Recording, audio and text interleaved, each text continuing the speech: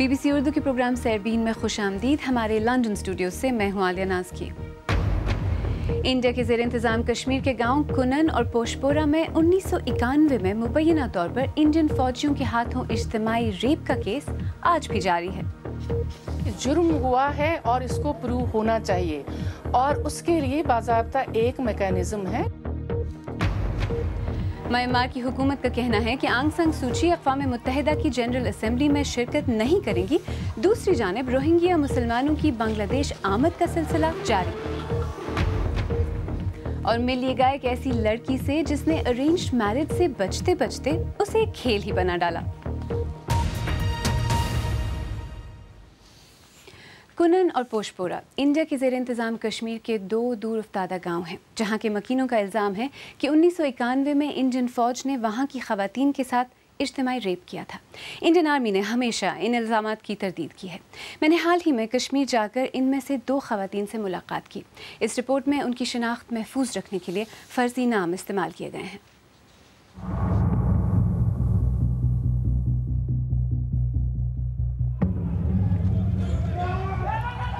23 فروری 1991 ایک ایسی رات جو زونی اور زرینہ کبھی بھلا نہیں سکتی.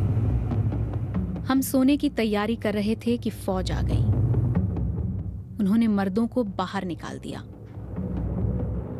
کچھ نے ہمارے سامنے شراب پی. میری 2 سال کی بچی میری گود میں تھی. ہاتھا پائی میں وہ کھڑکی سے باہر گر گئی. وہ زندگی بھر کے لیے معذور ہو گئی. 3 فوجیوں نے مجھے پکڑ لیا. میرا پھرن، میری قمیض پھاڑ دی. اس کے بعد مجھے نہیں معلوم کہ کیا ہوا. وہ 5 لوگ تھے. ان کی شکلیں مجھے اب بھی یاد ہیں.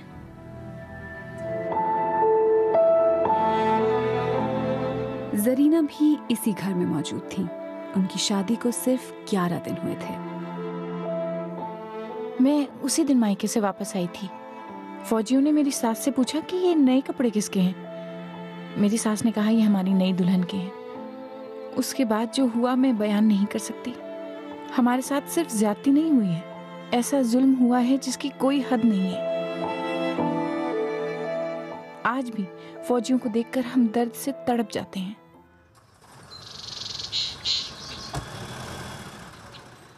کنن کے لوگ گاؤں میں بات کرنے سے ہچکچاتے ہیں. وہ ہم سے سری نگر میں ملے لیکن میں خود وہاں جانا چاہتی تھی. کنن اور پوشپورہ 2 چھوٹے سے گاؤں ہیں.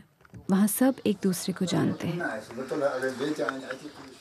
ان لوگوں کا الزام ہے کہ اس رات گھر گھر کی یہی کہانی تھی. کچھ سامنے آئے، کچھ خاموش رہے. میں اس وقت کنن کے قبرستان میں ہوں.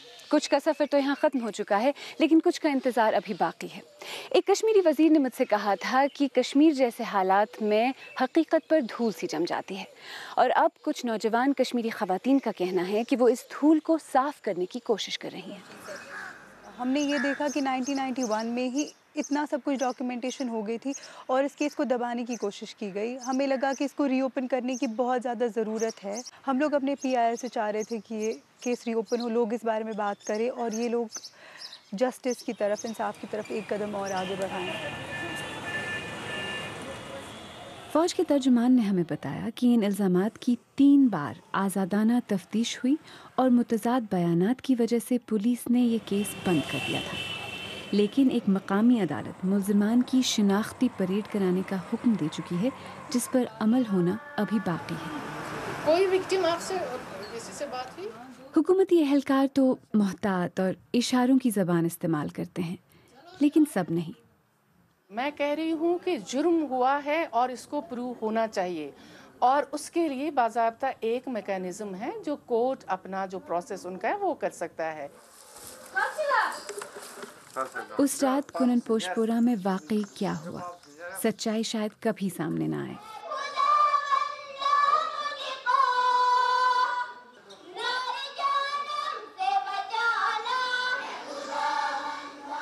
یہاں ایک نئی نسل جوان ہو چکی ہے. گاؤں کا اور مکانوں کا حلیہ بدل رہا ہے لیکن کچھ یادیں ہیں جو مکینوں کا ساتھ نہیں چھوڑتی. عالیہ نازکی، BBC نیوز، कुनन पोशपोरा, कश्मीर। और आइए अब देखते हैं इस वक्त हमारी वेबसाइट पर क़ारीन की किन खबरों में दिलचस्पी है। अमरीकी सुप्रीम कोर्ट का पनाह गुज़ीनों की आमद पर आयद पाबंदी बहाल करने का हुक्म, सवा अरब अफराद को खुराक, पानी की कमी और इफलास का ख़तरा, और पाकिस्तान अफ़गानिस्तान के साथ सरहद की मुश्तरका निगरानी पर रज़ामंद। इन खबरों को आप खूब पढ़ रहे हैं। आइए अब म्यांमार चलते हैं, जहां फ़ौज और बोध शिद्दत पसंदों के तशद्दुद से बचकर भागने वाले रोहिंग्या मुसलमानों की बांग्लादेश नकल मकानी का सिलसिला जारी है। अक़वाम मुत्तहिदा का कहना है कि रोहिंग्या मुसलमानों का कत्लेआम नस्ल कुशी के मुतरादिफ है। दूसरी तरफ म्यांमार की हुकूमत का कहना है कि उनकी रहनुमा आंग सान सू की इस माह होने वाले अक़वाम मुत्तहिदा की जनरल असम्बली के इजलास में शिरकत नहीं करेंगी। जस्टिन राउलेट की रिपोर्ट पेश कर रहे हैं आरिफ शमी। रशीदा 9 माह की हामला है। उनके यहाँ किसी भी वक्त बच्चे की पैदाइश हो सकती है, लेकिन ये वो जगह है जहाँ वो 15 दीगर ख़ानदान के अफराद के साथ रह रही हैं और यकीनन यहीं वो बच्चे को जन्म देंगी। कोई मदद नहीं, किसी को खुराक नहीं मिल रही। यहाँ चावल नहीं, सब्जियाँ नहीं, कुछ भी नहीं है। मैं भूख से मर रही हूँ। रशीदा 7 रोज़ पहाड़ियों और जंगलात की मुसाफत तय करके यहाँ पहुँची हैं। उनका कहना है कि उनके गाँव को जला दिया गया था। उन्होंने मानसून की बारिशों के बावजूद कई रातें खुले आसमान तरह गुजारी। अब उनका बच्चा बीमार है और शौहर को यरकान हो चुका है। और रशीदा की तरह दसियों हजार पनाह गज़ीन इन गलाज़त ज़दा आर्जी कैंपों में रह रहे हैं, जो इन पहाड़ियों पर दूर तक फैले हुए हैं। अगर उन्हें यहाँ टेंट बनाने के लिए बांस या शीट चाहिए तो उन्हें इसके भी पैसे देने पड़ते हैं। अक्सर उन्हें बुनियादी खुराक के लिए भी एक दूसरे से उलझना पड़ता है। ये बांग्लादेशी बाशिंदे बड़ी नेक नियति से इनकी मदद करना चाहते हैं, लेकिन देखें यहाँ कितनी अफरा तफरी है और खुराक के लिए भीख मांगने में कितनी तजलील है। बहरान से निपटने के तरीके पर बांग्लादेश पर तनकीद भी की जा रही है। सब बड़ी बैनुल अक़वामी इमदादी एजेंसियाँ यहाँ मौजूद हैं, लेकिन हुकूमत इस मामले में बहुत सख्त है कि वो एजेंसियाँ यहाँ क्या कुछ कर सकती हैं। मिसाल के तौर पर अक़वाम मुत्तहिदा के इदारे UNHCR को पनाह गज़ीनों की एक बड़ी तादाद के साथ काम करने की इजाज़त ही नहीं है। हम हुकूमत के साथ बात कर रहे हैं कि हम किस तरह मदद फराहम कर सकते हैं। हम चाहते हैं कि इकट्ठे काम करें ताकि इस बात को यकीनी बनाया जा सके कि ज़मीन दे दी गई है और चीज़ें ज़रा मुनज़्ज़म हो गई हैं। लेकिन ये बातचीत तो अपनी जगह। इन लोगों को जिस चीज़ की अशद ज़रूरत है वो खुराक और ताज़ा पीने का पानी है, कोई साफ़ जगह जहाँ वो रह सकें और सो सकें। रशीदा को तिब्बी मदद चाहिए और कोई महफूज जगह जहाँ वो अपने बच्चे को जन्म दे सकें। और सबसे बढ़कर ये कि इनको और बाकी सभी पनाह गज़ीनों को रहने के लिए एक ऐसी जगह चाहिए जिसे वो घर कह सकें। जस्टिन रॉलेट की रिपोर्ट। और उधर दिल्ली में म्यांमार में रोहिंग्या मुसलमानों पर होने वाली ज़्यादतियों के खिलाफ आज एक मुजाहरा हुआ, जिसमें मुतालबा किया गया कि म्यांमार की हुकूमत पर दबाव डालने के लिए आलमी बिरादरी और अक़वाम मुत्तहिदा ज़रूरी इक़दाम करें। दिल्ली से सुहेल हलीम की रिपोर्ट।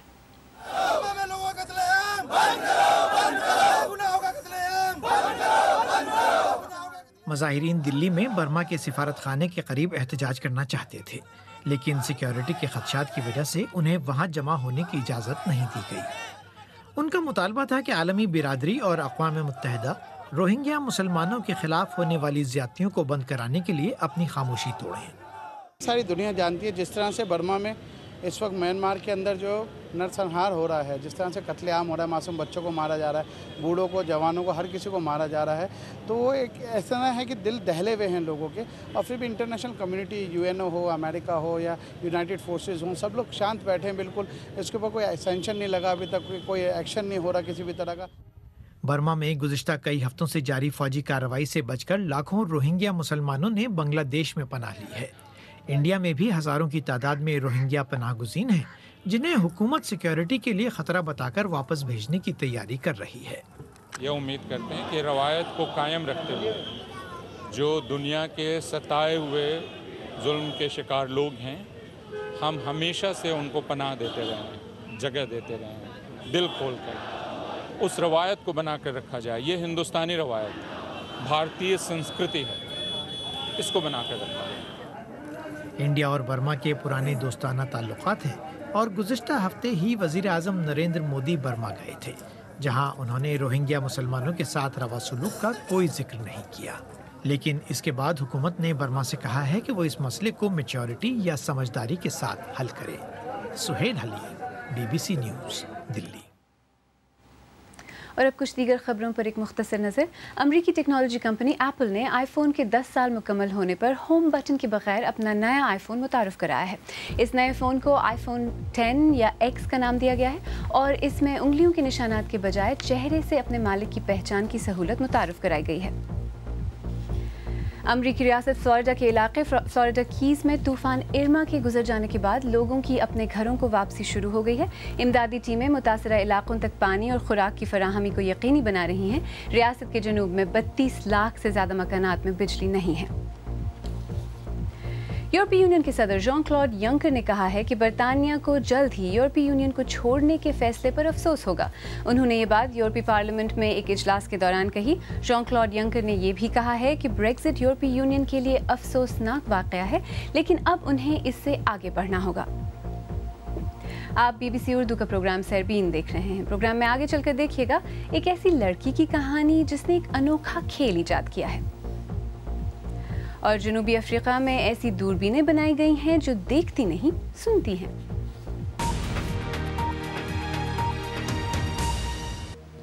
BBC اردو کے پروگرام سیربین میں ایک بار پھر خوش آمدید۔ میں ہوں عالیہ ناز کی۔ 24 سال کی پاکستانی گرافک ڈیزائنر نشرہ بالاگام والا پڑھائی کے لیے کراچی سے امریکہ تک پہنچ گئیں، لیکن رشتہ آنٹیوں سے پیچھا نہ چھوٹا۔ ایکسپریشنل گیمز بنانے والی نشرہ نے ارینجڈ میرج کے جھنجٹ سے بچنے کے لیے ایک بورڈ گیم بنایا ہے جس کا نام ہے ارینجڈ۔ اس گیم نے دنیا بھر میں پاکستان اور ارینجڈ میرج کے موضوع پر ایک نئی بحث چھیڑ دی ہے۔ BBC کی نامہ نگار ہنا سعید نے نشرہ سے ملاقات کی اور پوچھا کیسے کھیلتے ہیں اس گیم کو۔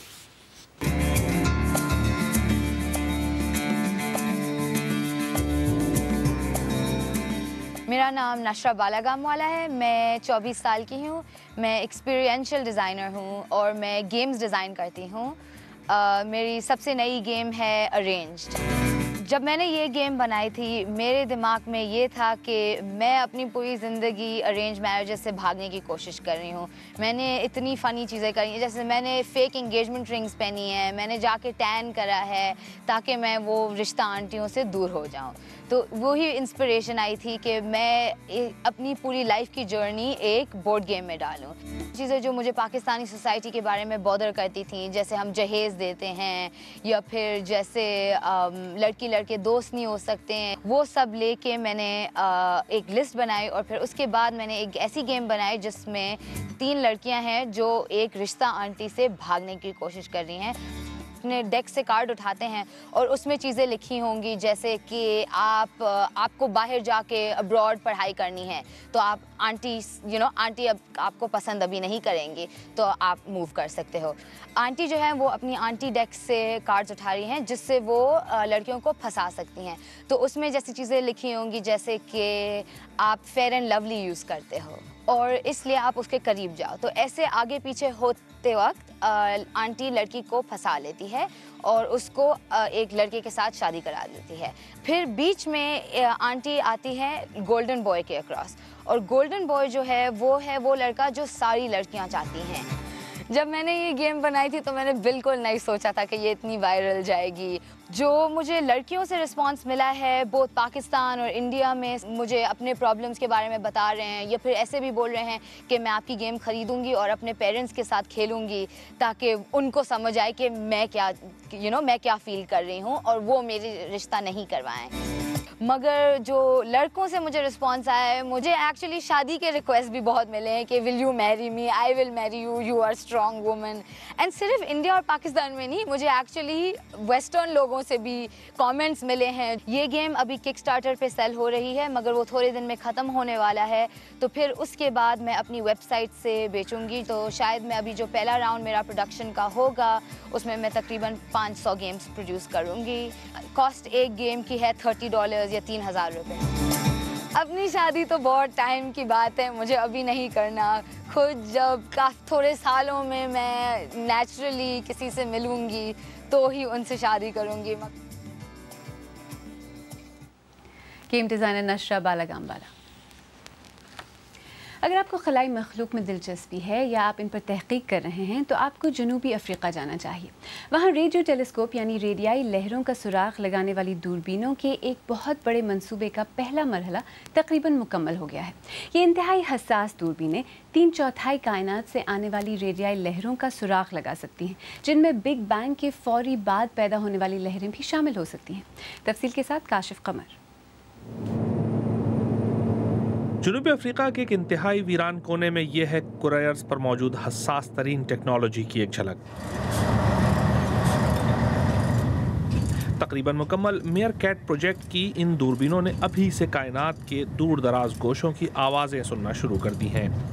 مشتری جتنے فاصلے سے ایک موبائل فون سگنل سننے کے قابل یہ دوربینیں اتنی حساس ہیں کہ معمولی سی الیکٹرانک چھیڑ چھاڑ انہیں برباد کر سکتی ہے. اس منصوبے سے جنوبی افریقہ فلکیات کے میدان میں اچانک ساری دنیا سے آگے بڑھ گیا ہے. دراصل کچھ لوگوں کے پاس خواب تھے، اہلیت، حوصلہ اور پورے ملک کی حمایت بھی تھی، تو ہم اس کی تعبیر یہاں دیکھ رہے ہیں. اور یہ ہماری خوش قسمتی ہے کہ یہ سب کچھ یہاں جنوبی افریقہ میں ہوا ہے. جلد ہی اس جگہ ایسے 64 ریسیورز ہوں گے جو ایسی ہی دوربینوں کی بین الاقوامی لڑی سے جڑ جائیں گے. مشترکہ طور پر ان کی صلاحیت موجودہ دوربینوں سے 10,000 گنا زیادہ ہوگی اور ان سے خلا، بلیک ہول اور ہماری کائنات کی ابتدا کے راز سمجھنے میں مدد ملے گی. فی الوقت تو سب سے بڑا چیلنج یہ ہے کہ مختلف کہکشاؤں اور کائنات سے آنے والے سونامی جیسے بے پناہ ڈیٹا کو جانچا کیسے جائے. ہم کائنات کے دور دراز ترین گوشوں کا جائزہ لے سکیں گے اور کسے معلوم ہے کہ ہمیں کیا پتہ چلے، مثلاً کوئی نیا سیارہ زندگی کے ساتھ وغیرہ. بہت سارے لوگ کہتے ہیں کہ ہمیں ایسے منصوبے سے زیادہ غربت کے خاتمے پر توجہ دینی چاہیے، لیکن میں ان کو بتاتی ہوں کہ غربت کا خاتمہ اسی طرح ہوگا. آپ سائنس کو نظر انداز کر کے اپنے دیرینہ مسائل حل نہیں کر سکتے. کس کو معلوم ہے کہ دور دراز جگہوں سے براعظم افریقہ پہنچنے والی یہ ریڈیائی لہریں اپنے اندر کون سے راز سموئے ہوئے ہیں. لیکن کائنات میں کہیں اور زندگی کی کھوج میں سرگرداں محققین ان دوربینوں کے استعمال کے لیے ضرور قطاریں لگا لیں گے. اگر آپ چاہیں تو مجھ سے اور ہماری ٹیم کے دیگر ساتھیوں سے ٹویٹر پر بھی رابطہ کر سکتے ہیں. میرا ٹویٹر ہینڈل ہے @عالیہ ناز کی. اس کے ساتھ ہی سربین اختتام کو پہنچا. عالیہ ناز کی کو اجازت دیجیے.